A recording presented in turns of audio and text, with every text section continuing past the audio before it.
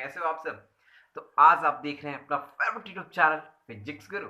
और आज हम लोग एक इंपॉर्टेंट टॉपिक डिस्कस करने जा रहे हैं, energy stored in a combination of capacitor. Hindi में क्या कहते हैं? तो हिंदी में इसको कहते हैं संधारित्रों के संयोजन में संचित ऊर्जा, मतलब संधारित्रों के संयोजन की संचित ऊर्जा। अच्छा, तो आज संधारित्रों को संयोजित करेंगे, जोड़ेंगे और देखेंगे कि उसका संचित ऊर्जा क्या होगा। तो इस चीज को समझने के लिए सबसे पहले थोड़ा सा बैक आपको आना पड़ेगा, पिछले क्लास को समझना पड़ेगा कि लास्ट क्लास में हम लोग क्या देखे थे। तो लास्ट क्लास में हम लोग देखे थे संधारित्रों की संचित ऊर्जा। अच्छा, तो संधारित्रों के संयोजन में संचित ऊर्जा देखेंगे हम लोग। इसके पहले क्या देखे थे? संधारित्रों की संचित। अच्छा, संधारित्र का जो संचित ऊर्जा होता है, अच्छा तो वहां एक संधारित्र का संचित ऊर्जा देखे थे और उसके बाद उसको संयोजित कर देंगे। अब देख लेंगे तो बहुत आसान होने वाला है, बने रहिए लास्ट तक और बिल्कुल आपको याद हो जाएगा। लास्ट का क्वेश्चन जरूर बताइए। तो ध्यान से देखें, अगर आप तो समझ में भी आ जाएगा। तो लास्ट के क्लास को थोड़ा सा रिपीट करते हैं। तो क्लास में क्या था? तो फॉर्मूला था U equal to half C V square. ये तो फॉर्मूला हम लोग प्रूफ किए थे, जनरली लास्ट देख रहे थे आप लोग फॉर्मूला। U बराबर एक और फॉर्मूला है हाफ तो क्यू स्क्वायर बाई सी। तो ये दो फॉर्मूला तो बिल्कुल आप लोग को याद होगा, आप बोले भी थे कि हाँ आप लोग याद रखिएगा, इसमें तीन फॉर्मूला लिखा थे लेकिन दो फॉर्मूला हम लोग जनरली यूज करेंगे, इसलिए आपको समझाएं कि हाँ पीछे क्लास का तो आप रिमेंबर किए ही होंगे, समझते ही होंगे। तो अब हम लोग देखते हैं क्या इसमें। तो संधारित्रों के संयोजन से संचित ऊर्जा का पहला जो देखेंगे तो सीरीज कॉम्बिनेशन का देखते हैं कि सीरीज कॉम्बिनेशन में, अच्छा श्रेणी क्रम में जब जुड़ा होगा तो उसका संचित ऊर्जा कितना होगा। उसके बाद क्या देखेंगे? तो उसके बाद देखेंगे कि समांतर क्रम में जुड़ा होगा तो संचित ऊर्जा कितना होगा। तो पहले श्रेणी क्रम की थोड़ा बात कर लेते हैं, तो बहुत आसान सा होने वाला है। तो हम पहले श्रेणी क्रम का एक सर्किट बना देते हैं। तो देखो बाबू ध्यान से, तो C1 कैपेसिटर लेते हैं, दूसरा यहां भी C2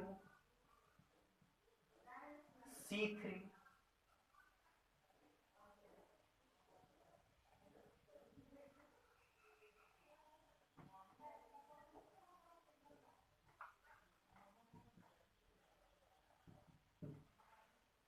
और ध्यान दीजिएगा जो पोटेंशियल क्रॉस प्रत्येक इंड जो होगा इसके, तो इसके लिए V1 V2 V3, तो हमको उसको भी देखना नहीं है, ध्यान से देखिएगा, बस जितना हम लोग को जरूरत है उतना ही देखेंगे।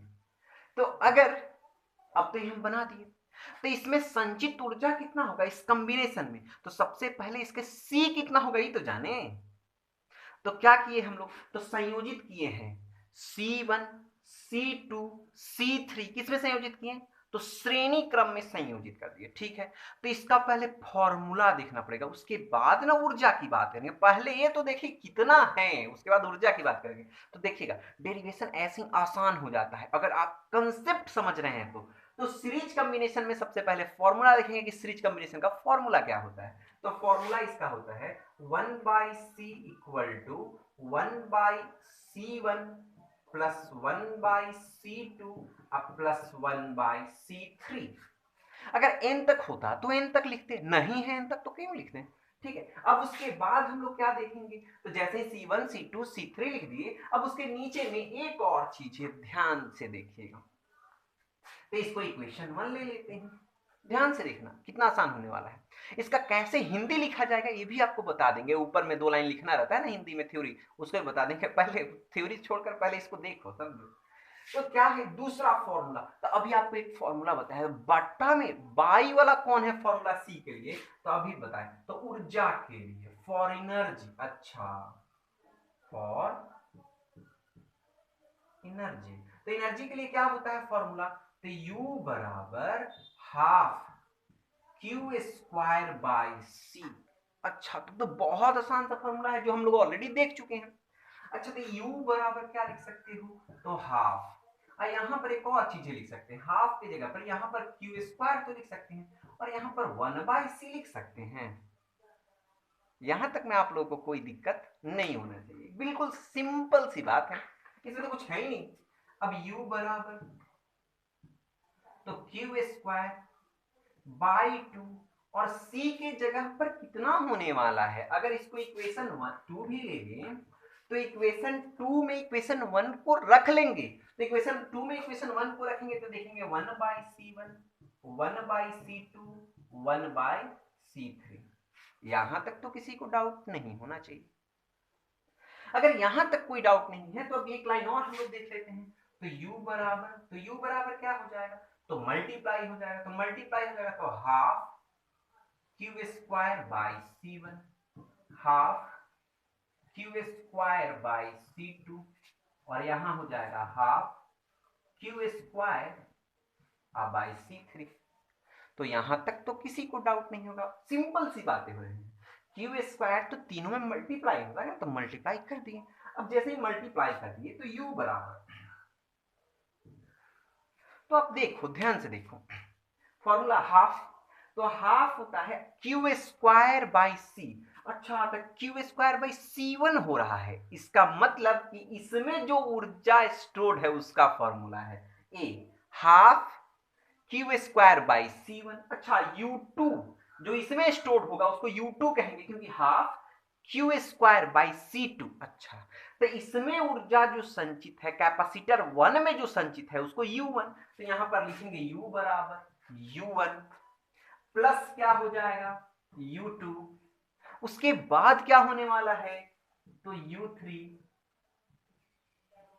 हो गया, कॉमन सा फॉर्मूला हो गया। तो ये संचित ऊर्जा जो है कितना संचित होता है, तो बस फॉर्मूला हम समझते हैं। अगर अब इसका आप कहिएगा कि सर इसका हिंदी ऊपर में थ्योरी कैसे लिखें, तो बहुत लेंदी थ्योरी नहीं करना चाहिए। हम क्या लिखेंगे कि हम एक परिपथ लेते हैं जिसमें C1 C2 तथा C3 संधारित्र श्रेणी क्रम में संयोजित है तथा विभव भी संयोजित है, और उसके बाद इसकी कुल, तो जैसे ही कुल धारिता के लिए फॉर्मूला लिखेंगे 1/c इक्वल टू इतना लिख देंगे, और एनर्जी के लिए ऊर्जा के लिए, तो ऊर्जा के लिए इतना लिख लेंगे और रख के निकाल लेंगे, हो गया। एक और चीजें लिख देना, क्योंकि बिल्कुल यहां तक ही फॉर्मूला नहीं है, थोड़ा सा और बढ़ा देते हैं इसको, तो क्या कहते हैं फॉर एन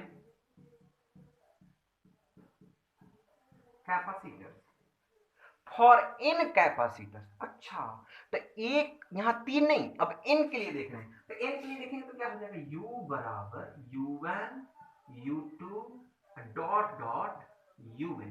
अगर इसी बात को हम देखें ऐसे करके तो summation i equal to 1 to n ur, complete सा बात है। आप जितना चाहो उस फॉर्मूला को आप चेंज करके लिख सकते हो, तो बिल्कुल आप लोगों को समझ में आ गया होगा। तो इस सीरीज कॉम्बिनेशन था, कौन कॉम्बिनेशन है सीरीज कॉम्बिनेशन। अब क्या देखना पड़ेगा, तो अब पैरेलल देखना पड़ेगा। तो पैरेलल भी बहुत आसान होता है, सीधा बात समझना है, और आप लोगों को लास्ट में एक 1 मार्क्स क्वेश्चन बताएंगे जो बहुत आसान होगा, इस दोनों सर्किट को बहुत आसान कर देगा। तो अब हम लोग देखने जो जा रहे हैं वो पैरेलल कॉम्बिनेशन होगा। तो पैरेलल कॉम्बिनेशन देखते हैं।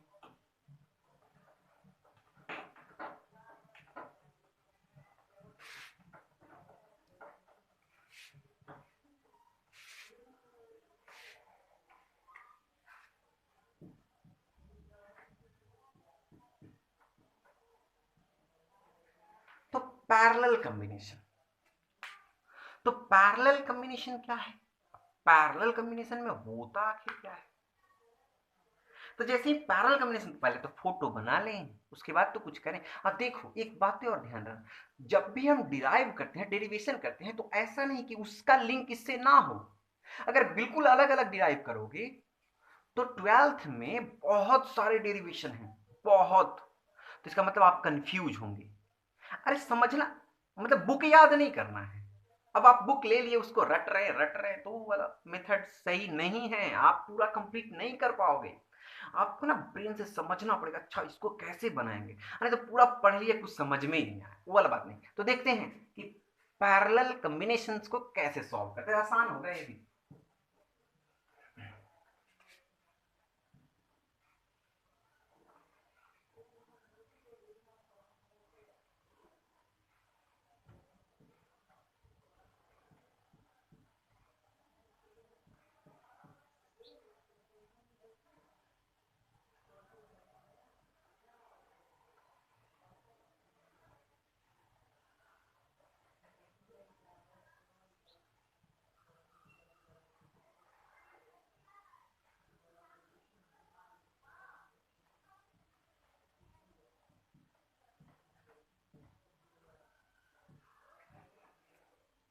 अच्छा एक बात और याद रखिएगा, यहाँ जो पोटेंशियल होगा ना, यहाँ जो भी होगा वो बदलने वाला नहीं है, क्योंकि दोनों का इट्स कॉमन। जैसे ही आप देखेंगे ना, तो यहाँ से 3 स्टार्ट होता है, यहाँ से 3 स्टार्ट होता है, तो इसका मतलब सबका भी जो सेम होगा। इसके पहले वाले में भी चेंज हो रहा था, तो इससे हमको मतलब भी नहीं है, अभी तो देखना है। तो अब जैसे ही आप बना लिए, तो पैरेलल कॉम्बिनेशन में हमको एनर्जी देखना है। तो ठीक है, पैरेलल कॉम्बिनेशन में एनर्जी देखना है, तो पहले तो ये जानो कि पैरेलल कॉम्बिनेशन में कैपेसिटेंस कितना होगा। अरे औकात पहले पता चलेगा तब तो एनर्जी देखेंगे। एक का औकात निकाल, मतलब सर्किट का औकात निकालेंगे, देखेंगे तब एनर्जी कितना स्टोर हो सकता है। तो जैसे ही आप, औकात की बात नहीं है, धारिता उसको कहते हैं, क्षमता कहते हैं, तो देखते हैं पहले। तो जैसे ही आप इस सर्किट की क्षमता देखने की बात करते हैं, तो फॉर्मूला क्या होता है क्षमता के लिए? तो C equal to C1 plus C2 plus C3 equation 1। Common सा चीजें हो गया, C equal to C1 plus C2 plus C3। ठीक है, अब फॉर एनर्जी, एनर्जी के लिए क्या होता है? तो एनर्जी के लिए आप फॉर्मूला एक जानते हैं, अभी आप थोड़ी देर पहले आपको समझाएं एनर्जी का फॉर्मूला। तो U बराबर क्या होता है? Half CV²। अच्छा, तो ये तो सर जानते हैं, कल ही तो प्रूफ किया। हाँ, तो कल ही प्रूफ किया, अगर नहीं देखे तो उसको देख ले वीडियो को, ठीक है। तो जैसे ही, तब इसको इक्वेशन 2 नहीं मानेंगे। अब क्या करेंगे? तो U बराबर ऐसे भी लिख सकते हैं, हाफ V²। ऐसे, अब आप कहिएगा सर इतना छोटा सा बात को क्यों लिखते हैं ऐसे? तो हम ऐसे लिख देते हैं, ऐसे तो लिख सकते हो ना। तो ऐसे लिख सकते हो, तो कहिएगा सर इससे क्या फायदा है? तब नहीं ना, वैसे फायदा नहीं बता रहे आपको, तो C लिख सकते हैं, तो इसको इक्वेशन नंबर 2 कह दें। बात इतना ही लिखना है। अब आप कहिएगा सर यहीं पर हो नहीं सकता था, हो सकता था, भी इधर हो जाता, फिर आप लोग पूछते कि ऐसा ऐसा, चाहे सोचते, ऐसा सोचने का मिलेगा ही। तो U बराबर क्या हो जाएगा? V², 2, और यहाँ C है, तो C की जगह पर कितना है? तो रखेंगे क्या, इक्वेशन 1 को इक्वेशन 2 में रख लेते हैं। तो जैसे ही 2 में रखेंगे तो हो जाएगा C1 C2 C3। तो U बराबर हो जाएगा क्या? Half C1V², half C2V², half C3V²। अच्छा, यहां तक तो आप लोग को बिल्कुल दिख रहा है और डाउट भी नहीं होगा इसमें, तो कुछ, अरे इसमें क्या कुछ है, कुछ है ही नहीं, तो क्या डाउट होगा? तब जैसे, तो अब जैसे ही आप बनाने लगोगे, तो U बराबर देखोगे, तो U बराबर क्या हो जाएगा? Half C1V²। इसका मतलब हो गया कि C1 के पास एनर्जी स्टोर्ड कितना है, तो C1V² का मतलब हो जाएगा कि इसके पास जो एनर्जी है उसको U1 लेते हैं। अच्छा, जो कैपेसिटर 1 में स्टोर्ड एनर्जी है उसको U1 लेते हैं, जो कैपेसिटर 2 में स्टोर्ड एनर्जी है उसको U2 लेते हैं, और जो कैपेसिटर 3 में स्टोर्ड एनर्जी है उसको U3 लेते हैं। तो कॉमन सी चीजें क्या हो जाएगा? U बराबर U1 plus U2 plus U3। अब इसके लिए अगर n के लिए देखें तो for capacitor, for N capacitor, N capacitor के लिए क्या हो जाएगा?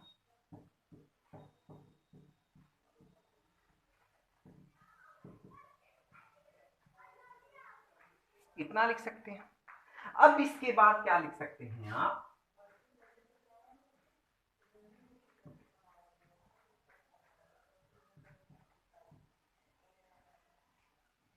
इस फॉर्मूले को एक जगह करते हैं,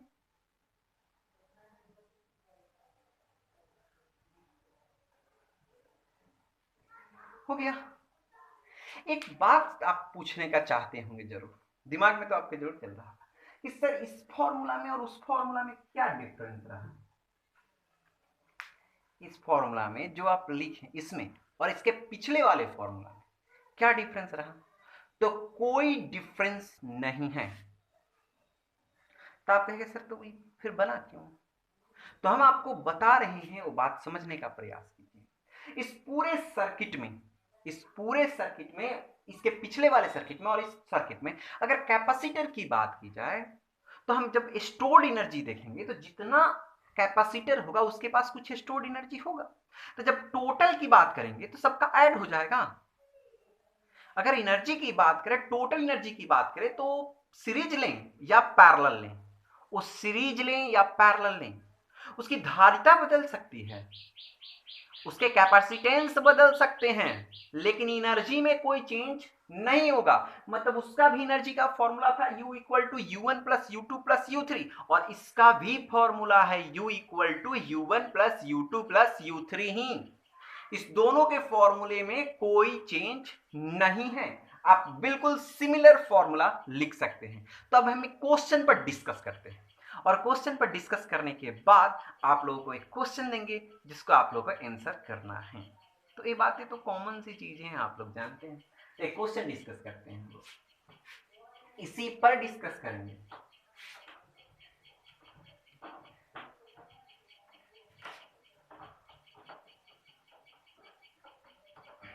अब देखो, लेट्स टेक,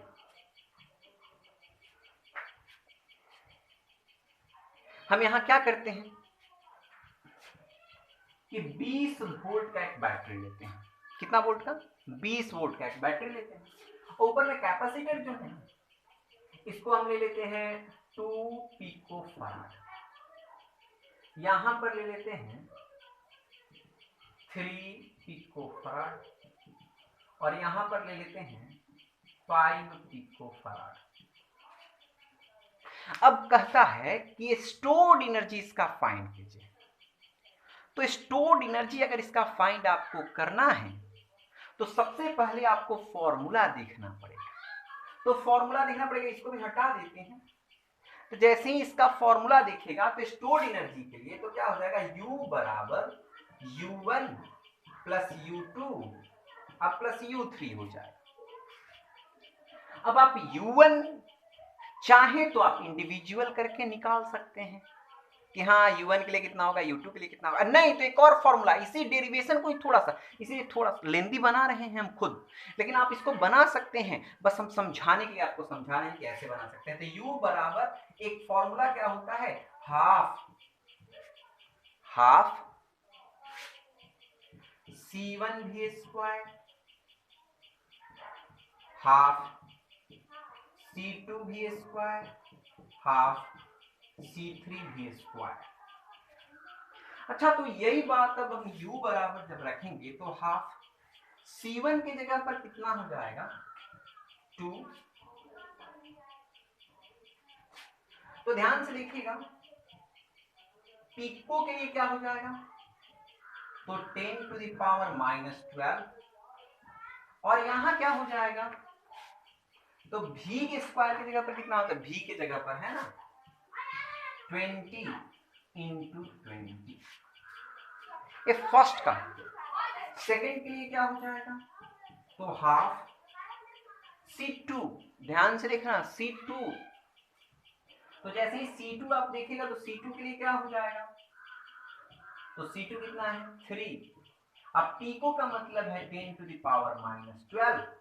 अब V स्क्वायर तो 20 इंटू 20, अब प्लस हाफ C3, तो C3 की जगह पर कितना है 5, पिको का मतलब होगा 10 टू द पावर माइनस 12।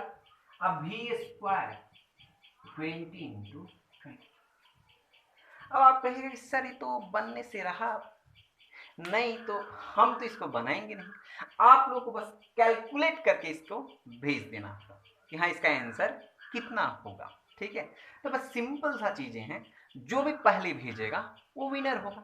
ठीक है, और बनाकर भेजिएगा इतना। ठीक है, आप इसका आंसर भी भेज दे तो हमको दिक्कत नहीं है। ठीक है, तो stay tune and see physics करो।